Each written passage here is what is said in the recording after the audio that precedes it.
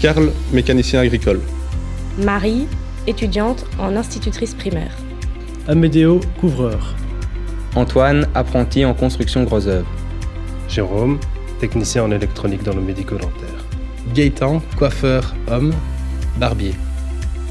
Laureline, enseignante en arts plastiques.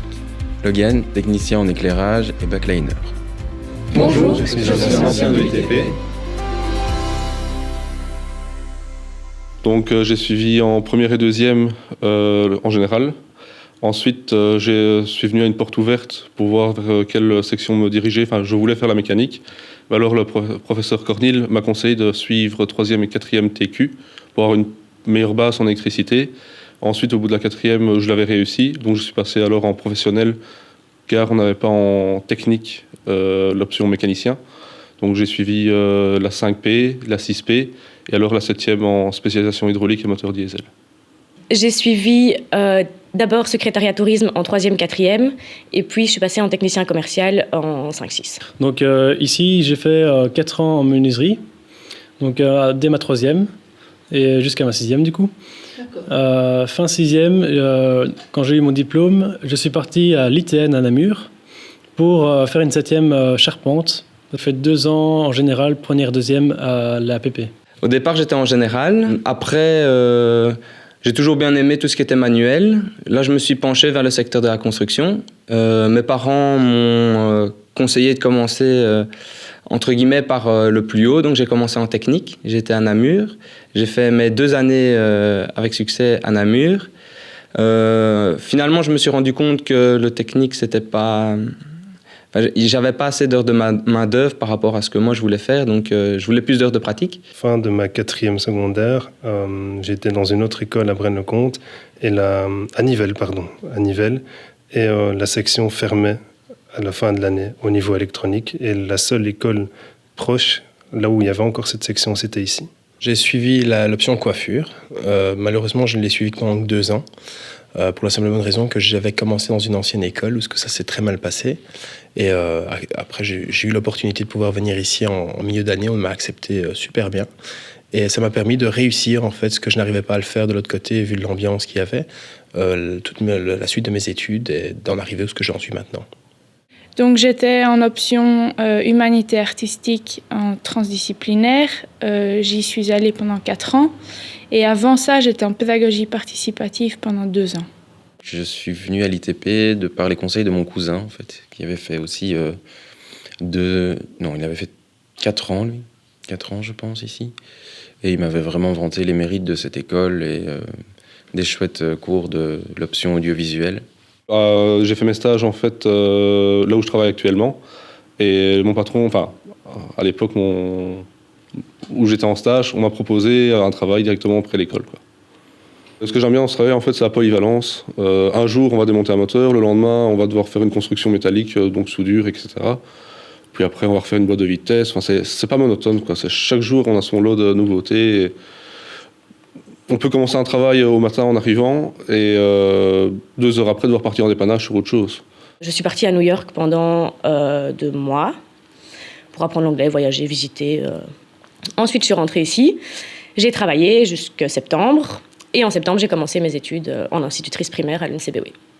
Après avoir fini ma 7e et avoir réussi mon CESS, je suis parti maintenant cette année chez mon patron pour 3 ans. Il m'avait pris l'année passée à la 7e pour mes stages.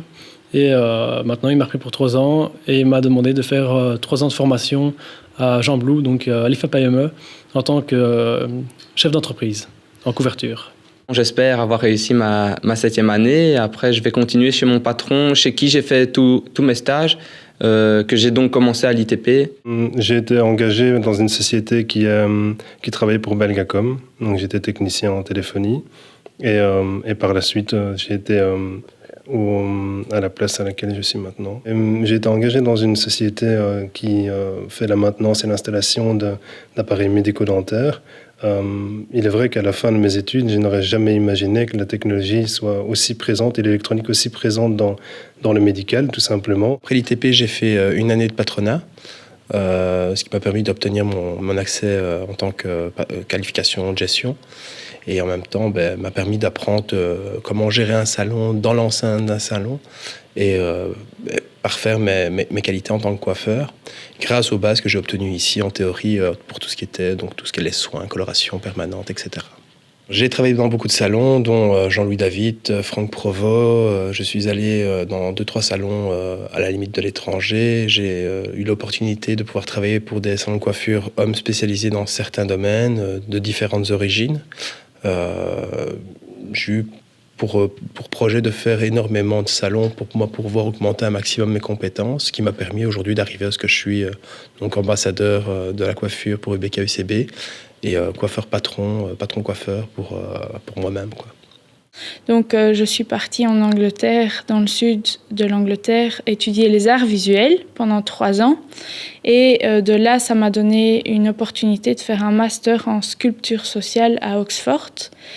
Et puis maintenant, je viens tout juste d'accomplir une année d'agrégation pour les arts plastiques aux Beaux-Arts à Bruxelles. Donc en 2011, quand je suis sorti de l'ITP, j'ai décidé de commencer une formation en réalisateur audiovisuel. Et via cette formation, donc, j'ai fait mes stages dans une société de sonorisation et d'éclairage. Et puis via des connaissances, en plus de ce boulot-là, j'ai été amené à devenir backliner. Donc c'est la personne qui s'occupe de prendre soin des artistes quand ils sont sur scène. Et il y a quelques mois de ça, maintenant, j'ai été contacté par le manager du groupe pour lequel je travaille pour devenir assistant de prod à Forêt Nationale pour un spectacle d'un humoriste. Franchement, on n'avait pas l'impression, moi j'avais pas l'impression en tout cas d'aller à l'école, quoi. C'était vraiment agréable. On avait du soutien, si on avait un souci, n'importe quel professeur, on pouvait aller leur parler. Ça apprenait beaucoup à nous débrouiller quand même. Parce que quand on arrive dans le marché du travail, on n'a aucune expérience pour dire, il faut apprendre faut savoir se débrouiller, quoi. Ça, c'est primordial. L'ITP, c'est pour moi une super école qui m'a fait réapprendre à étudier. Ils nous laissent pas sur le côté, tu comprends pas, tant pis. Non. T'as un problème, viens nous le dire, on va voir. Moi, je me souviens de Madame Fallis, grâce à Madame Fallis, j'ai compris les maths. Je n'ai jamais compris les maths de ma vie et Madame Fallis m'a fait comprendre les maths et grâce à elle, j'ai aimé les mathématiques. Moi, je me démotivais très vite, puis les profs étaient toujours là pour me remotiver, pour me remonter en selle, comme on dit. Et du coup, c'était grâce à eux que je me remotivais, que je me dis, allez, c'est pas grave. C'est vrai que tu peux ne pas être très bon par rapport à d'autres, mais ça veut rien dire. C'est en forgeant qu'on devient forgeron, comme on le dit souvent. Ici, à l'ITP, j'ai appris la pratique, donc à être plus rentable. Au niveau de l'apprentissage, il y a quelque chose qui m'a beaucoup aidé. C'est la première approche au niveau de la technique, la logique qu'on a beaucoup développée en classe, en cours pratique. Savoir se débrouiller tout seul. Oui, savoir réfléchir et prendre des initiatives. Ce qui sert beaucoup quand on est technicien parce que c'est du dépannage et là, il n'y a pas un professeur derrière pour nous dire comment faire les choses. Ce qui est bien, c'est qu'on permet aux élèves de différentes sections de pouvoir se réunir à certains cours. Il faut savoir qu'en coiffure, on n'a pas beaucoup de copains, ou c'est plus des copines que des copains. Et donc, j'avais la chance de pouvoir avoir des potes qui étaient en mécanique, en maçonnerie, avec qui je me suis éclaté. Chaque jour, quand j'arrivais à l'école, tu avais l'impression d'être accueilli. Donc ça, c'est la bienveillance que je nommerais. Et puis, la persévérance. J'ai appris à m'affirmer et à me trouver, moi, pour trouver ma voie après. Donc, les profs et les enseignants ont contribué à mon affirmation en tant qu'adulte. Au niveau des anecdotes, c'était beaucoup avec Monsieur Noël parce qu'on avait en commun une passion qui était un petit peu la technique du son. Et on avait compris un petit peu l'astuce quand il y avait des interros. On me demandait de discuter un petit peu avec Monsieur Noël pour essayer de retarder un maximum l'interro. Je me rappelle très bien que mon prof de menuiserie, malgré que je sois le moins bon des élèves, m'appelait souvent pour venir l'aider pour les portes ouvertes ou autres, en dehors des heures d'école. Et j'étais toujours motivé pour venir aider un peu. Et c'était très chouette d'avoir une complicité avec le prof. J'ai un souvenir de journée porte ouverte où toute l'école était sens dessus-dessous. on jouait dans les quatre coins de l'école, dans la cour. Puis il y avait les mécaniciens qui nous éclairaient au feu de voitures, les maçons qui nous avaient fait un château pour jouer dedans. Enfin, vraiment, tout le monde collaborait à une journée riche. Et je nageais sur un petit nuage, quoi. J'étais vraiment sur un petit nuage. On a découvert la Pologne, mais c'était avant tout un voyage magnifique pour, de un, l'entente avec les professeurs, ce qu'on a visité, et nous, l'entente de tous les cinquièmes, quoi. C'était vraiment génial. C'était le meilleur voyage que j'ai fait de ma vie. On avait fait une sorte de caméra cachée, comme ça. On a piégé les deux éducatrices qui étaient à l'entrée du bâtiment.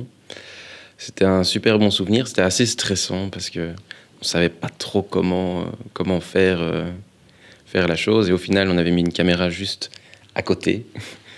Et la caméra n'a jamais été vue, donc ça a bien marché. Grâce à vous, j'ai aimé l'école. D'ailleurs, je deviens institutrice, donc il y a peut-être un lien. Et franchement, merci. Il n'y a qu'un mot, merci. Et merci. Tout d'abord, je remercierai mes profs de section qui m'ont appris, qui m'ont permis de me conseiller également pour mes chantiers extérieurs, pour la patience qu'ils ont eue évidemment, parce que ça ne devait pas être évident tout le temps.